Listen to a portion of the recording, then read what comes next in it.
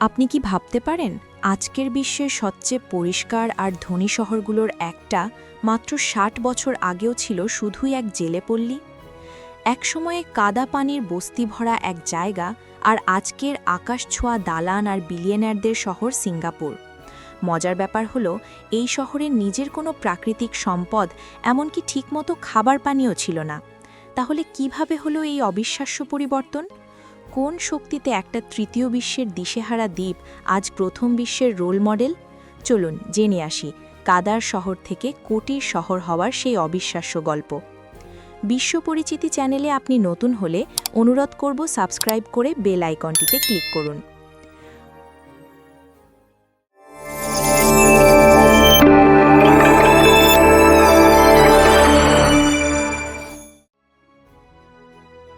আজকের সিঙ্গাপুরকে দেখে এর অতীত কল্পনা করাও কঠিন। ১৯৬৫ সালে মালয়েশিয়া থেকে আলাদা হওয়ার পর দেশটির অবস্থা ছিল ভয়াবহ। স্বাধীনতা ঘোষণার সময় সিঙ্গাপুরের প্রথম প্রধানমন্ত্রী লি কুয়ান ইউ ক্যামেরার সামনে কান্নায় ভেঙে পড়েছিলেন। সেই কান্না ছিল এক অনিশ্চিত ভবিষ্যতের ভয়ে। কারণ সিঙ্গাপুর তখন ছিল এক কথায় তলাবিহীন ঝুড়ি। মাথাপিছু আয় ছিল মাত্র $৫০০ আশেপাশে। দেশের প্রায় ৭০% মানুষ থাকত অস্বাস্থ্যকর ঘিঞ্জি বস্তিতে। চারদিকে শুধু বেকারত্ব সমস্যা আর জাতিগত দাঙ্গা। সংখ্যাগরিষ্ঠ চীনা এবং সংখ্যালঘু মালয় ও ভারতীয়দের মধ্যে সংঘাত লেগেই থাকত। দুর্নীতি ঢুকে গিয়েছিল সমাজের প্রতিটি স্তরে। প্রাকৃতিক সম্পদ বলতে শূন্য, এমনকি খাবার পানিও আসত মালয়েশিয়া থেকে। তার ওপর দুই পাশে দুই বৈরী প্রতিবেশী।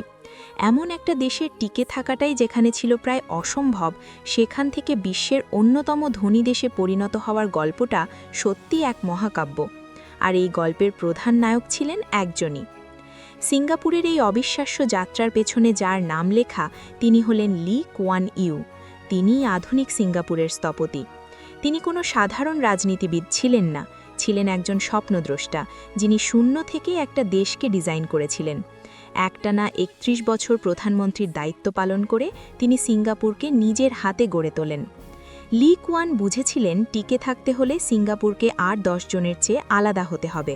তার প্রথম ও সবচেয়ে জরুরি কাজ ছিল দেশের মানুষকে এক সুতোয় বাঁধা। তিনি রাজনীতিতে ধর্মের ব্যবহার নিষিদ্ধ করেন এবং কঠোর আইন প্রয়োগ করে জাতিগত সম্প্রীতি ফিরিয়ে আনেন।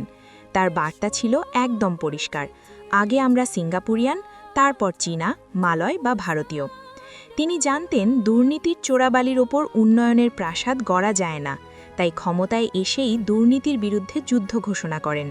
মেধাবী, সৎ এবং দেশপ্রেমিক একদল মানুষকে নিয়ে একটা টিম তৈরি করেন, যারা দেশের স্বার্থকে ব্যক্তিগত লোভের ঊর্ধ্বে রেখেছিলেন। লি কুয়ানের দূরদৃষ্টি ছিল যে সিঙ্গাপুরের আসল সম্পদ তেল বা গ্যাস নয়, এর মানুষ। তাই তিনি বিশ্বমানের একটি শিক্ষা ব্যবস্থা গড়ে তোলার ওপর জোর দেন, যা একটি দক্ষ ও সুশৃঙ্খল প্রজন্ম তৈরি করবে। তার এই প্রথম পদক্ষেপগুলোই ছিল সিঙ্গাপুরের সাফল্যের ভিত্তি। লি কুয়ান ইউয়ের সাফল্যের মূলমন্ত্র ছিল দুর্নীতিকে প্রায় শূন্যের কোটায় নামিয়ে আনা। তিনি জানতেন বিদেশি বিনিয়োগ আর মেধাকে আকর্ষণ করতে হলে একটি স্বচ্ছ ও সুন্দর পরিবেশ তৈরি করতেই হবে। এই লক্ষ্যে তিনি করাপ্ট প্র্যাকটিসেস ইনভেস্টিগেশন ব্যুরো বা সিপিআইবিকে দিলেন অকল্পনীয় ক্ষমতা। এই সংস্থাকে এমন ক্ষমতা দেওয়া হয়েছিল যে তারা যে কোনো মন্ত্রী, সরকারি কর্মকর্তা বা ধনী ব্যবসায়ীকেও তদন্ত এবং গ্রেফতার করতে পারত। আইন যে সবার জন্য সমান, এই নীতি কঠোরভাবে প্রয়োগ করা হলো।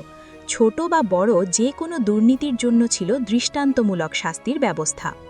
অন্যদিকে সরকারি কর্মচারীদের বেতন এত বাড়িয়ে দেওয়া হলো যাতে তাদের অসৎ পথে যাওয়ার কোনো প্রয়োজনই না পড়ে। মূল দর্শনটা ছিল দুর্নীতিকে একটি অত্যন্ত ঝুঁকিপূর্ণ এবং অলাভজনক কাজে পরিণত করা। আর এর ফলে সিঙ্গাপুর খুব দ্রুত বিশ্বের অন্যতম দুর্নীতিমুক্ত দেশ হিসেবে পরিচিতি পেল। এই স্বচ্ছতা আর আইনের শাসন বিদেশি বিনিয়োগকারীদের মধ্যে আস্থা তৈরি করল, যা সিঙ্গাপুরের অর্থনৈতিক বিপ্লবের দরজা খুলে দেয়। আজও সিঙ্গাপুর বিশ্বের সবচেয়ে কম দুর্নীতিগ্রস্ত দেশগুলোর একটি, যা তাদের টেকসই উন্নয়নের চাবিকাঠি। যে দেশের কোনো প্রাকৃতিক সম্পদ নেই, তার জন্য ধনী হওয়ার পথ একটাই: নিজেকে বিশ্বের কাছে অপরিহার্য করে তোলা। লি কুয়ান ঠিক এই কাজটিই করলেন। তার মহাপরিকল্পনা ছিল সিঙ্গাপুরকে একটি গ্লোবাল বিজনেস হাবে পরিণত করা। কৌশল ছিল একটাই, বিদেশি বিনিয়োগ আর বাণিজ্যকে যে কোনো মূল্যে আকর্ষণ করা। সিঙ্গাপুর অত্যন্ত ব্যবসা বান্ধব নীতি নিল। কর্পোরেট ট্যাক্স রাখা হলো নামমাত্র, আর লভ্যাংশ বা উত্তরাধিকারের ওপর কোনো করই ছিল না। মুক্ত বাজার অর্থনীতি আর রাজনৈতিক স্থিতিশীলতা নিশ্চিত করায় গুগল, ফেসবুকের মতো টেক জায়েন্ট থেকে শুরু করে হাজারো বহুজাতিক কোম্পানি তাদের এশিয়ার সদর দপ্তর সিঙ্গাপুরে নিয়ে আসে। সিঙ্গাপুর হয়ে ওঠে এশিয়ার কর্পোরেট রাজধানী। এর পাশাপাশি সিঙ্গাপুর তার ভৌগোলিক অবস্থানকে দারুণভাবে কাজে লাগায়। দেশটি বিশ্বের ব্যস্ততম সমুদ্রপথের ঠিক মুখে অবস্থিত। এই সুযোগকে কাজে লাগিয়ে সিঙ্গাপুর তার বন্দরকে বিশ্বের সেরা এবং ব্যস্ততম বন্দরে রূপান্তরিত করে। এটি জাহাজ নির্মাণ, মেরামত এবং রিফিউলিংয়ের একটি প্রধান কেন্দ্রে পরিণত হয়। এই স্মার্ট ব্যবসায়িক নীতি একটি ছোট্ট জেলেপল্লীকে বিশ্বের অন্যতম প্রধান বাণিজ্য ও আর্থিক কেন্দ্রে পরিণত করে। শুধু অর্থনৈতিক উন্নয়নই নয়, লি কুয়ান চেয়েছিলেন একটি আধুনিক, পরিচ্ছন্ন এবং বাসযোগ্য শহর গড়তে। তার সরকারের অন্যতম যুগান্তকারী এক পদক্ষেপ ছিল হাউজিং অ্যান্ড ডেভেলপমেন্ট বোর্ড বা এইচডিবি প্রতিষ্ঠা করা। 60-এর দশকে যখন সিঙ্গাপুরের বেশিরভাগ মানুষ বস্তিতে থাকত, তখন এইচডিবি সাশ্রয়ী মূল্যে আধুনিক ফ্ল্যাট বানানোর এক বিশাল প্রকল্প শুরু করে। মাত্র এক দশকের মধ্যে লাখ লাখ মানুষকে বস্তি থেকে স্বাস্থ্যকর পরিবেশে নতুন ফ্ল্যাটে নিয়ে আসা হয়। এই উদ্যোগ শুধু আবাসন সমস্যার সমাধান করেনি, বরং সাধারণ মানুষকে দেশের সম্পদে অংশীদারিত্বের অনুভূতি দিয়েছিল। এতে জাতীয় ঐক্য আরও মজবুত হয়। বর্তমানে সিঙ্গাপুরের প্রায় 80% মানুষই এইচডিবি ফ্ল্যাটের মালিক। পাশাপাশি পুরো শহরে গড়ে তোলা হয় এক দারুণ গণপরিবহন ব্যবস্থা, যার কেন্দ্রে ছিল ম্যাস র্যাপিড ট্রানজিট বা এমআরটি মেট্রো সিস্টেম। শহরকে সবুজ রাখতে নেওয়া হয় গার্ডেন সিটির পরিকল্পনা। পরিকল্পিতভাবে পুরো শহর জুড়ে লাগানো হয় গাছ, তৈরি করা হয় পার্ক আর সবুজ চত্বর। ফলে সিঙ্গাপুর কংক্রিটের জঙ্গল না হয়ে ওঠে সবুজে ঘেরা এক আধুনিক মহানগর। চাঙ্গি বিমানবন্দরকে বানানো হয় বিশ্বের সেরা বিমানবন্দর, যা সিঙ্গাপুরকে বাকি বিশ্বের সাথে যুক্ত করার গেটওয়ে হিসেবে কাজ করে।